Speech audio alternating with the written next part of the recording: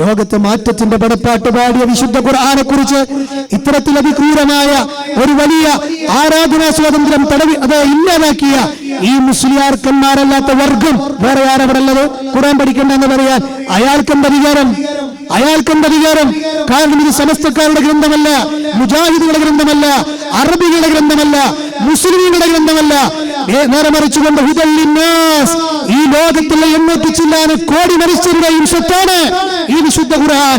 അതുകൊണ്ട് മുജാഹിദുകളൊക്കെ പറയുന്നു, ഇംഗ്ലീഷ് പരിഭാഷയുണ്ടോ, മലയാള പരിഭാഷയുണ്ടോ, ഉറുദുവിലുണ്ടോ, തമിഴിലുണ്ടോ, നിങ്ങൾ അത് പഠിക്കണമെന്നാണ് ഞങ്ങൾ പറയുന്നത്.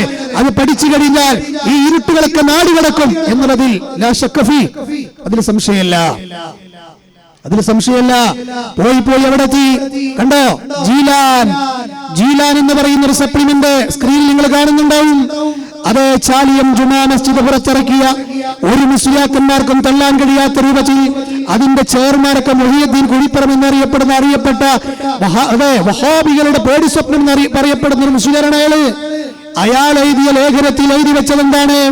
അതിന്റെ 9ാമത്തെ പേജിലും അതുപോലെ തന്നെ മറ്റൊരു പേജിലും എഴുതി വെച്ചു, ഈ വിശുദ്ധ ഖുർആനിന്റെ അർത്ഥം പഠിക്കൽ പൊതുജനങ്ങൾക്ക് നിർബന്ധമില്ല.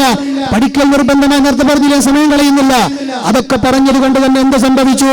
അള്ളാഹു സഹായിക്കുന്നത് പോലെ അള്ളാഹുവിന്റെ അടിമകളും സഹായിക്കുമെന്ന് പറയുന്നിടത്തെത്തി. ഇനി എന്തിനാ ശിർക്ക് തെരഞ്ഞു പോണത്?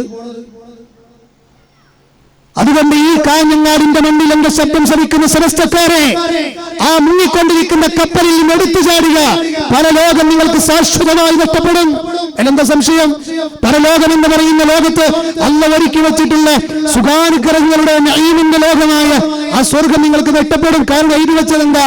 അള്ളാഹു ഇടപെടുന്നത് പോലെ, അള്ളാഹു പ്രവർത്തിക്കുന്നത് പോലെ, അള്ളാഹു കേൾക്കുന്നത് പോലെ ഒക്കെ ചെയ്യുമെന്നാണ് എഴുതി വെച്ചിട്ടുള്ളത്. മാത്രമല്ല, ഇനി നോക്കൂ, നിങ്ങൾ സ്ക്രീനിൽ നിങ്ങൾക്ക് ശ്രദ്ധിച്ചാൽ കാണാം, ഒരുപാട് ആളുകൾക്ക് കാണാതെ അറിയുന്നതിന് മുമ്പായിരിക്കും ഈ സി എം സ്മരണികയുടെ 39ാമത്തെ പേജിൽ ആരാണ് ഔലിയാക്കൾ എന്ന് പറയുന്ന ഒരു ലേഖനമുണ്ട്. ഈ ലേഖനം എഴുതിയത് പി.കെ. മുഹിയുദ്ദീൻ മുസ്ലിയാർ അണ്ടോണ. ആ CM മുസ്ലിയാർ പറയുന്നതാണ് അതിന്റെ 39ാമത്തെ പേജിൽ, അള്ളാഹു കേൾക്കുന്നത് പോലെ കേൾക്കും ഔലിയാക്കന്മാരെ. പിന്നെന്താണോ അള്ളാഹ് സ്ഥാനം പിന്നുള്ളത്? അള്ളാഹു കേൾക്കുന്നത് പോലെ എവിടുന്ന് കിട്ടി നിങ്ങൾക്ക്? പോലെ ഇമാം റാസി പറഞ്ഞിട്ടുണ്ടെന്ന് വെല്ലുവിളിക്കുന്നു മുസ്ലിയാക്കന്മാരെ. ഈ ഭാവിയിൽ ഈ സംസാരം നിങ്ങൾ യൂട്യൂബിൽ നിന്ന് കേൾക്കുന്ന വല്ല മുസ്ലിയാക്കന്മാരുമുണ്ടെങ്കിൽ ഇമാം റാസി, ഫഖറുദ്ദീൻ റാസി അള്ളാഹ് കേൾക്കുന്നത് പോലെ എന്ന് പറഞ്ഞത് കാണിച്ചു തന്നാൽ നിങ്ങൾ പറയുന്ന വഴി അങ്ങ് എടുക്കും. നുണ പറയുകയോ അള്ളാഹുവിന്റെ ദീനിന്റെ പേരിൽ കഴിഞ്ഞിട്ടില്ല. അള്ളാഹു പ്രവർത്തിക്കുന്നത് പോലെ പ്രവർത്തിക്കും, അള്ളാഹു കാണുന്നത് പോലെ കാണും. CM സ്മരണികയിൽ അത് എഴുതി വെച്ചു അല്ലേ? അപ്പൊ ഇവര് പടച്ചോനാക്കിന്റെ പിന്നിൽ നമുക്ക് അത്ഭുതപ്പെടേണ്ടോ? കാരണം എന്താ? ഇവർ ഓൾറെഡി പറഞ്ഞു വെച്ചിട്ടുണ്ട്, അള്ളാനെ പോലെ കാണും, അള്ളാനെ പോലെ കേൾക്കും. കാരണം എന്താ ഈ ദുർഗതി വരാൻ കാരണം?